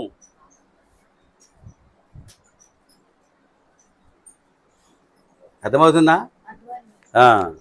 కొంచెం క్యాచ్ చేయి. దేవుడు నోవాహుకు చేసిన వాగ్దానమును జనులకు చూపించుటకు ఆయన తన మాటకు కట్టుబడి ఉన్నాడు. దేవుడు నోవాహుకు చేసిన వాగ్దానమును నెరవేర్చుటకు ఆయన కట్టుబడి ఉన్నాడు. దేవుడు నోవాహుకు చేసిన వాగ్దానమును జనులకు చూపించుటకు దేవుడు తన వాగ్దానమును కట్టుబడి, జనులకు చూపించాలి. వాగ్దానాన్ని ఎవరికి? 1 నోవాహుకు మాట ఇచ్చాడు, అది నెరవేర్చాలి. 2 జనులకు చూపించాలి. వర్షం కురుస్తుందో లేదు చూడాలి కదా. కొన్ని తరాలు వెళ్ళిపోయాయి, కొన్ని తరాలు, కానీ జనులకు చూపించాలి. అది దేవుని ఉద్దేశం. అది ఎంత అద్భుతమైన ప్రవచనం అండి. ఇప్పుడు టైం చెప్పండి. అందువలన కొండ మీద వాడ ఒక ఆకర్షణగా ఉన్నది. కొండ మీద వాడ కానీ జనులను అది ఆకర్షించుకోలేకపోయింది. ఆకర్షణీయంగా ఉన్నది కానీ జనులను లోనికి వర్తమానము ఆకర్షించుకోనలేక పోయింది. కానీ అది ఆకర్షణీయముగా ఉన్నది. అవునా? మీరు ఎప్పుడైనా నిజమైన వాడు చూస్తే భయపడతారు. నేను చూశాను కనుక 2 వాడల మధ్యన తీసుకెళ్ళాడు పాస్టర్ గారు నన్ను. ఆయన స్వతహాగా మనం జాలరాయి కులం అయింది. ఆయనకి పడవలు వాడలు అన్నీ ఉన్నాయి, పెద్ద పెద్ద మోపంత.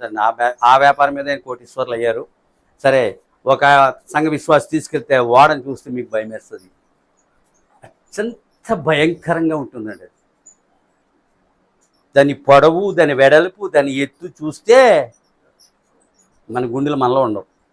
2 ఓడల మధ్యన తన బోటు, చేపల బోటుని తీసుకెళ్తున్నప్పుడు ఒకంత ఆశ్చర్యానికి భయానికి గురయ్యాను నేను. ఆమె హల్లెలూయా. అది ఆకర్షణీయంగా లేదు వాడ. మీరు దూరంగా చూస్తారు కనుక అది ఎక్కడో మిలుకు. నేను కాకినాడలో ఎక్కువ కాలం ఉన్నాను కనుక నేను అప్పుడప్పుడు చూసేవాడిని. అవి దూరంగా ఉంటాయండి. రాత్రులు చిన్న చిన్న ఊళ్ళు ఉన్నట్టు ఉంటాయి సముద్రం మీద వెలుగులతో. కాని ప్రియులారా, దగ్గరికి వెళ్ళేస్తే అప్పుడు తెలుస్తుంది. కొండ మీద వాడేలా ఉంది, ఆకర్షణీయంగా ఉంది, కానీ లోనికి అది ఆకర్షించుకోలేకపోయింది. అర్థమవుతుందా? వర్తమానం జనులను ఆకర్షించలేదు. ఎవరిని శిక్షిస్తాడో తెలియదు, ఎవరిని రక్షిస్తాడో. దేవునికి స్తోత్రములు కలుగునుగాక. హల్లెలూయా. దేవుడు అబ్రహాము చేసిన వాగ్దానం నెరవేర్చుటకు గొర్రెల మేపువాడు. చూడండి ప్రియులారా, నేనేమనట్లేదు. దేవుడు అబ్రహాము చేసిన వాగ్దానం నెరవేర్చుటకు గొర్రెల మేపువాడు ఫరో ఎదుట కర్రను పాముగా మార్చాడట. ఈ మాట అర్థమైందా? దేవుడు అబ్రహాముకు చేసిన వాగ్దానమును నెరవేర్చుటకు గొర్రెల మేపువాడు ఫరో ఎదుట కర్రను పాముగా మార్చాడు. ఏం మేపుకుంటాడు? కర్రతో. దేవుడు పవర్ ఇచ్చిన తర్వాత కర్ర ఏమైంది? ఎవరెదుటి పాము అయింది? ఎవరి వాగ్దానం నెరవేర్చడానికి? హల్లెలూయా. అదే కోరుకుంటున్నాం మేము, మీ నుండి అటువంటి ఆన్సర్ రావడానికి. ఆ సినిమా నుంచి ఆ పిల్లగాని తీసినాడు, ఏమి నిజంగా ఏడ్చాడు. అదే పని చేసింది. అవునా? ఉపాధ్యాయుడు రాబడతాడు, డైరెక్టర్ చేస్తాడు నటనను రాబడతాడు. కాపురు ఏం చేస్తాడు? స్పందన రాబడతాడు. చచ్చుకుచ్చు వర్తమాన స్పందన రాదు. పరోహితుడు ఏం చేశాడు? గొర్రెలు మేపుకునేవాడు. పరోయమయ్యాడు, ఆశ్చర్యశక్తుడు అయ్యాడు. పరోయమయ్యాడు అవడా. దీంట్లో ఏదనుకున్నాను, వాళ్ళు జల్లరించింది పాము, కర్ర పాము. నేను 10 కమాండ్మెంట్స్ సినిమా చూశాను. అందులో పిల్లగాడు బాగా చిన్నవాడండి, ఈ పిల్లలు కూడా కాదు, అంత చిన్న పిల్లోడు ఆ కర్రని ఎలా తిన్నాడండి. అలా ట్రిక్లు పెడతారులేండి, లేఖనాల్లో లేదు.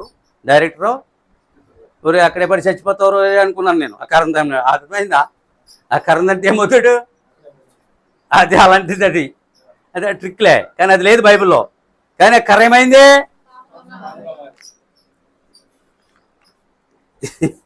ఆమేన్. హల్లెలూయా.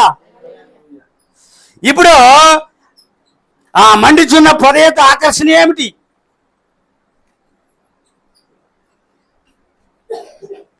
ఈ విషయం చెప్తాను. మన వర్తమాన పేరేంటి? పొద ఎక్కడుంది? పర్వతం మీద. పర్వతం మీద ఏముంది? పొద. పొదలో ఏముంది? అగ్ని ఉంది. ఆ అగ్ని యొక్క ఆకర్షణ ఏమిటి అన్నాడు. ఎవరిని ఆకర్షించడానికైనా మండుతుంది? మోషేని ఆకర్షించడానికి. ఓకే, హల్లెలూయా. అది మోషేని ఆకర్షించడానికి పొద మండుతుంది. పొద మండుతుంది. పొద ఎద్దుకు మోషే ఆకర్షించబడ్డాడు. కానీ పొదలోంచి స్వరం వచ్చింది. అది దేవుడు మోషేతో మాట్లాడుతాడు. ఎందుకంటే అబ్రాహాము చేసిన నీ సంతానముని విడిపిస్తాను, అటువంటి వారిని నేను లేపుతాను, అతన్ని నేను ఐగుప్తుకి పంపుతాను, అతడు నీ సంతానమును ఖచ్చితంగా విడిపిస్తాడు. 400 సంవత్సరాలు అక్కడ ఉండిపోయారు. ఫరో ఒక సూచక్రియ చేశాడు ఫరో ఎదుట. దేవుడు తనతో ఉన్నందుకు రుజువు. అది ఏంటిది? నాకు రుజువు, మనకు రుజువులు ఉన్నాయి. మన ద్వారా దెయ్యాలు స్వస్థతలు కలుగుతూ ఉన్నాయి. అర్థమవుతుందా? దేవుడు మనతో ఉండడానికి రుజువులు కోకలలో ఉన్నాయి. దేవుడు మనతో ఉన్నాడనే నమ్మిక నీకు ఉండాలి. అది దేవుడు తనతో ఉన్నందుకు రుజువు అయింది. కానీ పర్వ దాన్ని గుర్తించట్లేదు.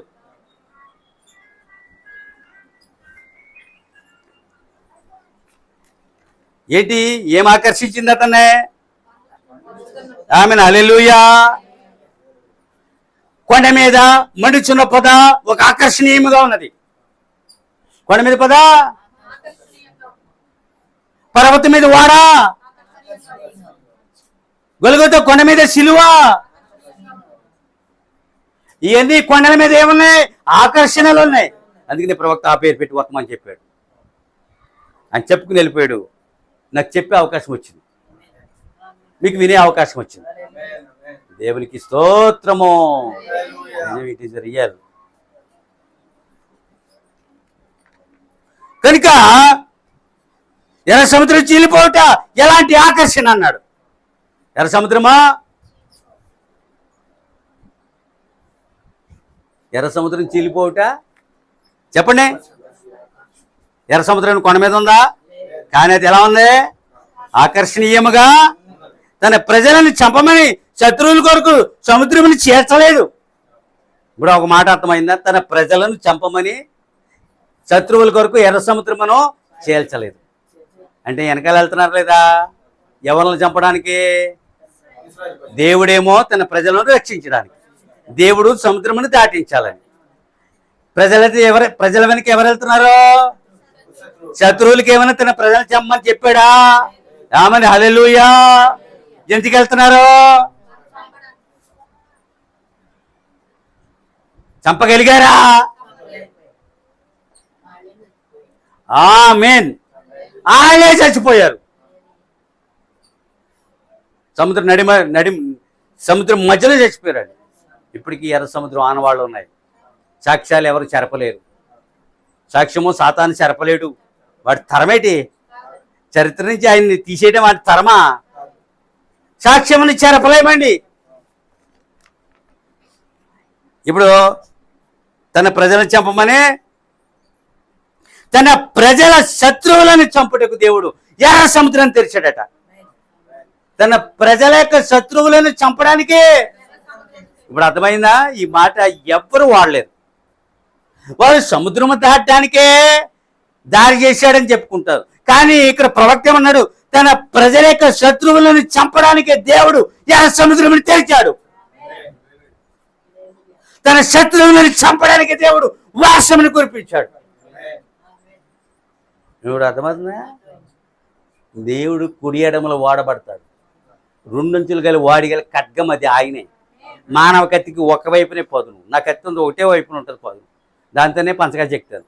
అర్థమవుతుందా? దానివల్ల ఒకటే పదును, దానికి రెండు వైపులా దానికి. హల్లెలూయా. తన ప్రజల యొక్క శత్రువుని చంపడానికి దేవుడు ఎర్ర సముద్రం తెరిచాడు. మనం వర్తమానికి వింటారండి. ఇప్పుడు చాలా లోతులు వెళ్తున్నాడు అనుకో, నాది ఎట్లు లోతు, నాదే వర్తమానం. నువ్వు చెప్పొచ్చుది. ఏమైనా కొరవేటి డౌన్లోడ్ చేసుకో, ప్రింట్ చేసుకో, మూలపాఠం తీసుకో, ప్రార్థించి నిలబడు, చెప్పు. ఆయన చేసిన స్వస్థలు, ఆయన సాక్ష్యాలు, అది ఆడిని ఇంకెంత మానం అదేటికా. రోజు ఒకే కూర వేసి పెట్టేస్తే నీకు ఎలా ఉంటుంది? మాకు ఎంత అనుభవం ఉంది నా జీవితంలో. మా నాన్న రోజును చిన్న చిన్న చేతి బరుగులు తెచ్చేవాడు. రోజు ఆమె చేసేసి మా అమ్మ శుభ్రంగా తెల్ల తెసలే కడిగేసేసి రోజు అదే పెట్టింది. ఇక తినలేనమ్మా నన్ను ఒకసారి. అమ్మాయికి నేను ఇది తినలేనమ్మా. రాత్రి ఎవరు ఇచ్చిన చక్కని పచ్చడి ఆమె తాలింపేసి ఇచ్చారు. అది ఎన్నడూ లేనంత రుచిగా అది మేము తినగలిగాం. రోజు కూర తిన్నా, రోజు చేపలు తిన్నా, రోజు మాంసం తిన్నా, రోజు ఒకే పదార్థం తిన్నా నీకేమవుతుంది? ఎగుటి పుడుతుంది. అది మార్చి అర్థమైందా? Amen hallelujah. అందుకనే సంఘం విసిగిపోయింది. అడగలేక, అతనే అడగలేక. విసిగిపోవా? వర్తమానం ఎవరిని చెప్పడానికి సముద్రం తీర్చాడు? ఎప్పుడు అదే పని ఆయన. సముద్రము పాయలుగా చీలెను. అది ఒకరికి మరణమును దయచేస్తే మరొకరికి రక్షణ దయచేసింది.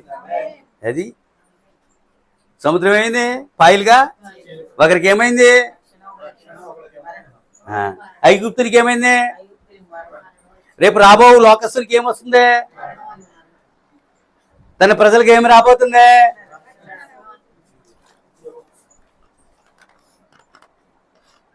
చాలా జాగ్రత్తగా అర్థం చేసుకోండి. అది ఒకరిని చంపితే ఒకరిని రక్షిస్తుంది. ఎప్పుడు అంతే, సిలువ కూడా అంతే. ఒకరిని రక్షిస్తుంది, ఒకరిని లేపేస్తుంది. ఇవాళ మనం రక్షించింది, మరొకరిని చంపేసింది. అదే ఇప్పుడు అర్థమైందా? కానీ అది అందరూ బతకాలని కోరుకుంటుంది. ఏది? సిలువ. అది అందరూ. హల్లెలూయా. అందుకని దేవుడు ఒక అంతకుడు కాడు. దేవుడు నాశనమునికి కర్తగాడు. ఇప్పుడు చెప్పండి టైం ఎంతో? 1 ఒక 5 నిమిషాలు మీరు దీనికి ఫుల్ఫిల్ చేసి వదిలేస్తాను. నెక్స్ట్ ఏమైనా దీనిలో దొరికితే మళ్ళీ ఒక వర్తమానం చూద్దాం. నేను దీన్ని ఎంతసేపు చెప్పను. ప్రియులారా, దేవుని స్తోత్రములు కలుగునుగా. హల్లెలూయా. అలాగే వర్షం ఒకరికి జీవము, ఒకరికి మరణం. వర్షమో హాయిగా పెట్లు పెట్టినట్టు హాయిగా ఉన్నాడు అతను. మరొకరికి మరణమో. ఇప్పుడు అర్థమవుతుందా? వర్షం ఒకరికి ఏం చేసింది, మరొకరికి ఏం చేసింది? వాడు ఆకర్షణీయంగా ఉందా లేదా? అర్థమవుతుందా? కొండ మీద శిలువ ఆకర్షణీయంగా ఉందా లేదా? ఏమని? హల్లెలూయా. ఇప్పుడు ఒక లాస్ట్ మాట తీసుకుంది. సేనాయి పర్వతం మీద మండుతున్న అగ్ని ఎలా ఉంది? అదే మాట వాడండి, ఆకర్షణీయంగా ఉంది. 40 దినములు మండింది. 40 దినములు అగ్ని కనబడింది, 40 దినములు పొక్క కనబడింది. 40 దినములు అగ్ని, 40 దినములు ఆ పర్వతం మీద. అది ఎలా ఉంది? అది జనులు, ఆ దేశ ప్రజలు చూస్తున్నారు, ఆశ్చర్యచకితులు అయ్యారు. ఇది మోషే ఆజ్ఞాపించాడు. మీరు బట్టలు ఉతుక్కొని ఏమన్నాడా? మీరు భార్యలకు దూరంగా ఉండి కొండని ముట్టకుండా కొండ చుట్టూ ఉండమన్నాడు. ఎలా ఉండాలట? చూసి ఏం చేస్తున్నారు? ఆశ్చర్యచకితులు అవుతున్నారు. దేవుడు కొండ మీదకి వచ్చాడని చెప్పుకుంటున్నారు. దేవుడు లోనికి ప్రవేశించాడు. మోషే ఎక్కడ ప్రవేశించాడు? 40 దినాలు మోషే కనబడలేదు. 40 దినాలు మానవుడికి దేవుడు ధర్మశాస్త్రాన్ని ఇవ్వబోతున్నాడు. అదండి లెంట కాదు. అది లెంట అనేది లాటిన్ పదం. 40 దినాలు ఉద్దేశం ఉందండి, దైవిక ఉద్దేశం ఉంది. నువ్వు ఏం తేవడానికి 40 దినాలు ఉపవాసం ఉంటావు? నాకు అర్థమవుదు. నువ్వేం తేవడానికి 40 దినాలు ఉపవాసం ఉంటావు? మోషే ధర్మశాస్త్రం తేవడానికి, ఏలియా ప్రయాణించి కరిమేలు పర్వతానికి వెళ్ళిపోవడానికి, అతడు ఆకాశాన్ని ఓపెన్ చేయాలి, తిరిగి వర్షాన్ని కురిపించడానికి వెళ్ళిపోతాడు అతను. ఇప్పుడు యేసు బాప్తిస్మం పొందిన తర్వాత దెయ్యం చేసి శోధించి మరి అరణ్యానికి వెళ్ళిపోతున్నాడు. 40 దినాలు ఎవరికి కనపడ్డు? 40 దినములు అతడు దేవుడిగానే కొట్టేవాడు. దేవదూత ఆహారం పెట్టింది కలిగి ఉండగలడు. అతడు దేవుళ్ళు ఉన్నాడు, ఇక్కడ మోసే ఉండగలడు. అసలు నువ్వు ఎలా ఉంటుంది? నాకు అర్థమవుతుంది ఇది ఎప్పటికనే. నువ్వు అన్ని రోజులు ఉంటే నువ్వేమవుతావు చెప్పండి? ఏమవుతాడండి? 17 రోజుల తర్వాత అందులోకి యాసకాలం. ఇప్పుడు ఎడుతున్నారు. అది ఉపవాసాలు ఋతువుని చూసుకోవాలన్నాడు. ఉపవాసాలు నీ లోపల ఆరోగ్యం చూసుకోవాలి. ఈ 2 చూసుకుని నువ్వు రంగంలో రావాలి. అంతేనా? ఇప్పుడు మహమ్మదీలు ఎలాగ పెడుతున్నారు, ఇప్పుడు పెడుతున్నారు రంజాన్ ఉపవాసం. దీన్ని చూసే వాళ్ళు నేర్చుకున్నారు. క్రైస్తవులు కూడా లెంట్ 40 దినాలు. ఎవరని అసలు ప్రవక్త లేకపోతే మనం లెంట్ ఉండేవాళ్ళు. ఇవాళ అడబాలేశ్వరి ఇంట్లో కూటం అని వెళ్ళిపోవడమే. ఇవాళ వాళ్ళ ఇంట్లో ఎలిజబెత్ ఇంట్లో వెళ్ళిపోవడమే. అది శుభ్రంగా తినేయడం, మళ్ళీ వచ్చేయడం లెంట్. ఇది ఒక దైవిక ఉద్దేశము. ప్రవక్త చెప్పారు 3 దినముల మించి ఉపవాసం ఉండదు అన్నాడు ఆయన. ఎన్ని నిమిషాలు? 3 రోజుల నిమిత్తం. 3 రోజుల తర్వాత 3వ నాడికి నీకు ఈ దినం అలాంటిది. ఇది కృపయుగంలో 3 రోజులకి జవాబు వస్తుంది అన్నాడు. నువ్వు వారం 11, 12 రోజులు 20 రోజులు ఉపవాసం ఉండొద్దు అని చెప్పాడు. ఉపవాసం కటిక ఉపవాసం చేయమన్నాడు. 3 రోజులు ఉమ్ము కూడా మింగొద్దు అన్నాడు. అది ఉపవాసం అంటే. మేము ఉన్నాం, ఆవిడ నేను. నా తర్వాత ఆమె చాలా కాలం అసలు ఆ దినాల్లో ఆమె తినేది కాదు పాపం, ఈ సేవ కోసము. సరే, ఉపవాసం ఉన్న తర్వాత డోర్ ఓపెన్ అయింది నాకే. నీకు అర్థమవుతుందా? నువ్వు అక్కడికి వెళ్ళు, నీకు 240 గజాల స్థలం ఉంది అక్కడ. ఇప్పుడు అర్థమైందా? నీళ్లు లేని చోట నీకు నీళ్లు ఉంటాయి, నీకు ఆహారం లేదు భయపడకు, నేను పోషిస్తానని చెప్పి ఇక్కడ పంపలేదా? 3 దినములకు జవాబు వచ్చిందా లేదా? 40 దినాలు మోషే ఎక్కడ ఉన్నాడు? ఆకలేసిందా? దేవదూత ఆహారం తిని 40 దినములు 40 దినాలు ఆకలేసిందా? దేవుడి కనుక యేసుకి ఆకలేస్తుందా? 40 దినములు ఏమీ తినకుండా ఉన్నాడు అతను. ఒక దైవిక కార్యాలు అక్కడ ఉన్నాయి. మనకి ఇవ్వలేదు కనుక మేము ఉపవాసం లేదని చెప్పను. ఉపవాసం ఉంది, ఉపవాసం చేయాలి. సంఘము ఉపవాస ప్రార్థన ఉంది. అది ఒక ఆయన ఎవరో చెన్నై నుంచి ఉపవాసం లేదన్నాడు అంటే మళ్ళాగా ఎవరు అతన్ని పిలవలేదు. ఉపవాసం లేదని ఇంకా ఎవరు పిలవలేదు. బాబు నీకు నమస్కారం వెళ్ళి వచ్చి ఉపవాసం లేదా? ప్రవక్త ఉందని చెప్పాడు. 3 దినాలు ఉపవాసం 2 రోజులు ఉండమని, రోజు ఉండమన్నాడు. నీకు ఇంకా చేయలేకపోతే ఒక పూట అయినా ఉండమన్నాడు. మనకెంతో వెసులుబాటు కలిగింది. 3 రోజుల ఉపవాసం కోసం క్యాంప్ పిలిచింది. 2 రోజులకే జవాబు వచ్చింది. నేను బ్యాగ్ సర్దుకుని వచ్చేసాను. 2 రోజులు అయిపోయినప్పటికీ ఆ డబ్బు తెచ్చి ఇచ్చేసారు ఆవిడకి 2 రోజులకే. ఒక ఇంట్లో ఉపవాసం ఉంటే ఇంటిలో పది కూడా ఉపవాసం ఉండాలి. నేను ఒక్కడిని గదిలో ఉపవాసం ఉన్నాను. 4 శుభ్రం చిక్కులు మాటలు తెచ్చుకుని శుభ్రంగా తింటున్నాను. వాళ్ళు నవ్వుతూ ఆనందంగా ఉన్నారు. ఇదేంటి ఇది ఎలాంటి శిక్ష వేసిందంటే నాకు ఇవిడ అనుకున్నాను. ఒక్కొక్కసారి మీకు ఏమీ తెలియదు, నాకు కూడా తెలియదు. అర్థమైందా? అర్థమవుతుందా? తలుపు కొట్టి పాస్టర్ గారు మీ ప్రార్థన జవాబు వచ్చింది, తలుపు తీయండి అంది. ఏంటన్నాను? డబ్బు తెచ్చి ఇచ్చేయండి మా అన్నీ అంది. ఛార్జీలకు 100 రూపాయలు కూడా లేదు. అలా వచ్చేసాను అంతే నా డబ్బులతో. నేను చాలా జాగ్రత్తగా తెలియని విషయాలు దేవుడు తప్పిస్తాడు. ఒక దినమందు దేవునికి స్తోత్రములు కనుక హల్లెలూయా. కనుకనే కొండ మీద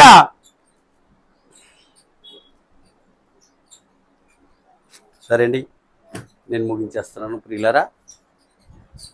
ఒకటేంటి? సిలువ ఆకర్షణీయముగా, వాడ ఆకర్షణీయముగా, మనుచున్న పద ఎర్ర సముద్రం చేల్చడం, సినాయి పర్వతం మీద ఇంకొక ఆకర్షణ ఉంది. ఏలియా పర్వతం మీద ఒక బలిపీఠం ఆకర్షణీయంగా ఉంది. ఏలియా అద్భుతం చూడాలని ఆహాబు రథం మీద వచ్చాడట.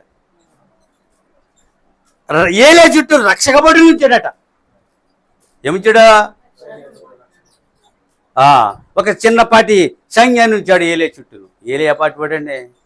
ఏలియా బంధించడానికి అంతమంది అవసరం అండి? ఎలా ఉందా బలిపీఠమో? అది మామూలు మానవుడు నిప్పెట్టాడు దానికి.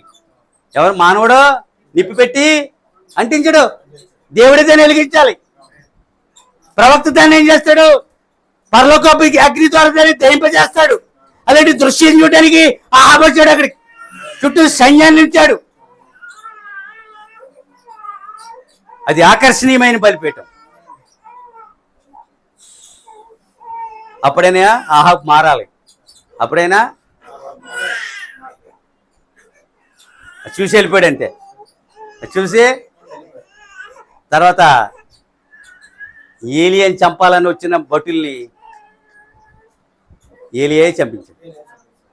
ఏలియా చంపాలని ఎంతమందిని? ప్రవక్తలైతే 400 మంది, సైనికులైతే లెక్కలేదు. అక్కడ లెక్క చెప్పలేదు. అప్పుడు అర్థమవుతుందా? చంపించాడా లేదా? తాను మాత్రం నరకలేదు. ఇంకనో దేవుడు ఏర్పరచుకున్న దైవజనులు అక్కడ ఉన్నారు. వారు ఆ పని చేశారు. దేవునికి వెళ్ళినప్పుడు ఒక శాసనం ఉంటుంది. ఆ శాసనం ఆయన పని జరిగిస్తుంది.